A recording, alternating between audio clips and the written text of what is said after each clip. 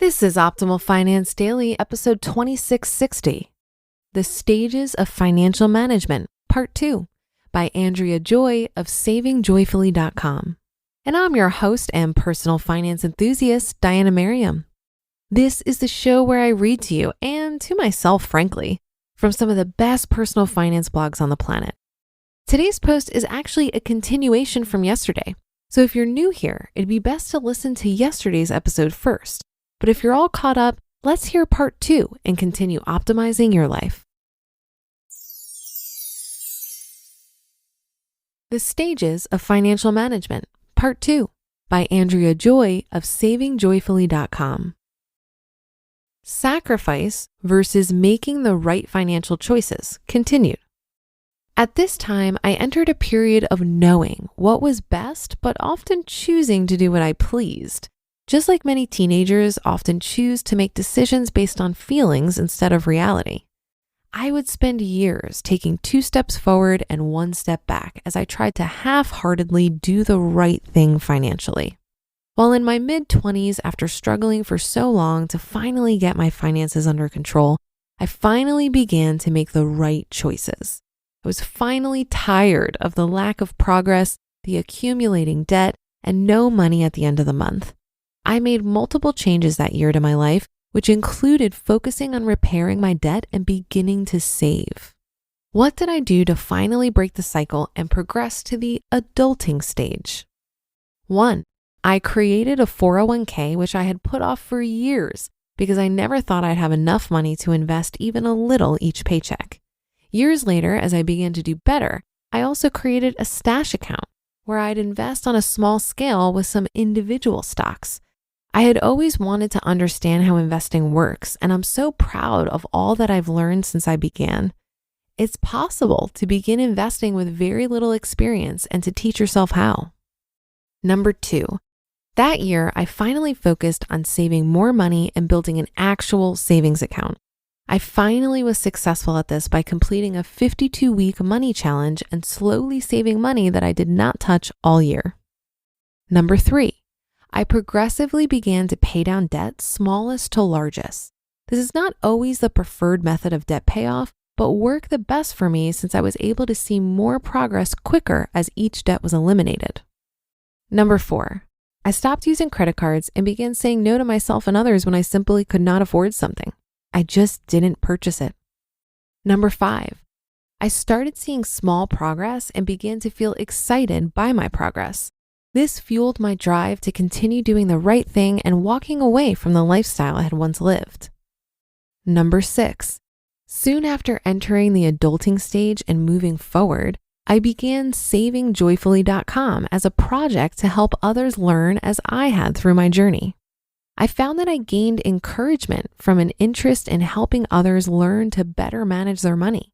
At that time, I also discovered a wonderful community of personal finance enthusiasts on Twitter that helped drive me to learn more about my finances and grow even more. How I finally progressed to the mature stage. Today, I believe I can confidently say that I have safely entered the mature stage. This has not come easily, but has finally happened after a lot of years of poor decisions and lessons learned.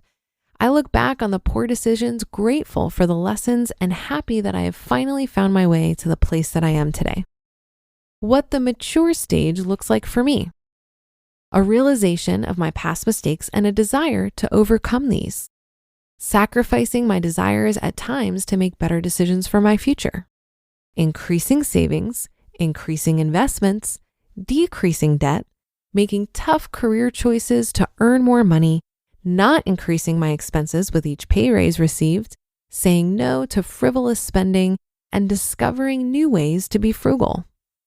A word of warning about the stages of financial management. The stages of financial management can change based on your decisions and actions. A person can move from the mature stage backwards instead of moving forwards. They can do this quickly by altering their behaviors and by making choices of many kinds that affect their financial life. Accumulating unnecessary debt, spending more than they should, ceasing to follow a budget they've set up, taking on financial responsibilities they did not previously have, etc. I recommend taking a hard look at your financial progress monthly and reevaluating your priorities if you see your finances begin to change. Life happens to leave us with new challenges all the time. As we learn and mature, we find innovative ways to deal with these challenges. Sometimes a challenge will bring us back a step financially through no fault of our own. How we choose to handle those situations shows the growth and true reality of where we are in these stages. If you find that you've regressed, it's not too late to get back on track. Growth and maturing are a process of daily choices and a result of years of continuous learning. You are only as mature as the lessons you learn to apply and the daily decisions that you make. You just listened to part 2 of the post titled The Stages of Financial Management by Andrea Joy of savingjoyfully.com. And I'll be right back with my commentary. Have you been using Mint to manage your finances? First, the bad news. Mint is shutting down. And now, the good news. There's a better alternative. Our sponsor, Monarch Money. Mint users are turning to Monarch Money and loving it. Maybe you're saving for a down payment, a wedding, a dream vacation, your kids' college. I've found that Monarch makes it easy to help you reach your financial goals, whatever they are. I definitely wouldn't be able to allocate my finances or plan as clearly without help from Monarch. In fact, Monarch is the top-rated all-in-one personal finance app. It gives you a comprehensive view of all of your accounts, investments, transactions, and more. Create custom budgets, set goals, and collaborate with your partner. And now get an extended 30-day free trial when you go to monarchmoney.com/OFD. After trying out Monarch for myself, I understand why it's the top-rated personal finance app. And right now, get an extended 30-day free trial when you go to monarchmoney.com/OFD. That's monarchmoney.com/OFD for your extended 30-day free trial. Another paradigm shift that can be helpful in progressing to the adulting stage of financial management is recognizing the urgency here. Before I put my big girl pants on and cleaned up my financial mess, I just assumed my debt and savings would be something that I'd figure out later, at some undetermined time in the future once my income surpassed some undetermined threshold. You've heard that when it comes to investing, time in the market is going to yield much better results than timing the market. So the key to building wealth is starting now. I've also heard that time is the biggest lever for wealth creation, even more so than your income or skills. Giving your money time to grow through investments and also treating your debt as an emergency that needs to be taken care of right now is a sign of good money management. I also found it helpful to question my beliefs about how difficult it was going to be to dig out of 30 grand of debt and stick to a budget. Most of us will need to take a hard look at our expenses and probably reduce them in order to improve our finances. Does that sound like deprivation and restriction to you? What if you could reframe it as an exploration in creativity and resourcefulness? So for example, before I buy something, I typically go through a checklist in my mind that goes like this.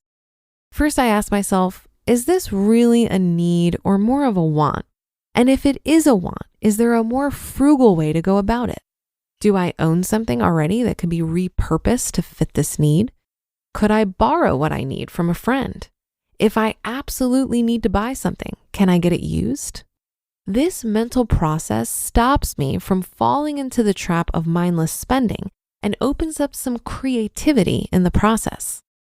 And that's another episode of Optimal Finance Daily in the books. I'll be back with more posts for you on Tuesday. So have a great rest of your day, and I'll catch you tomorrow where your optimal life awaits.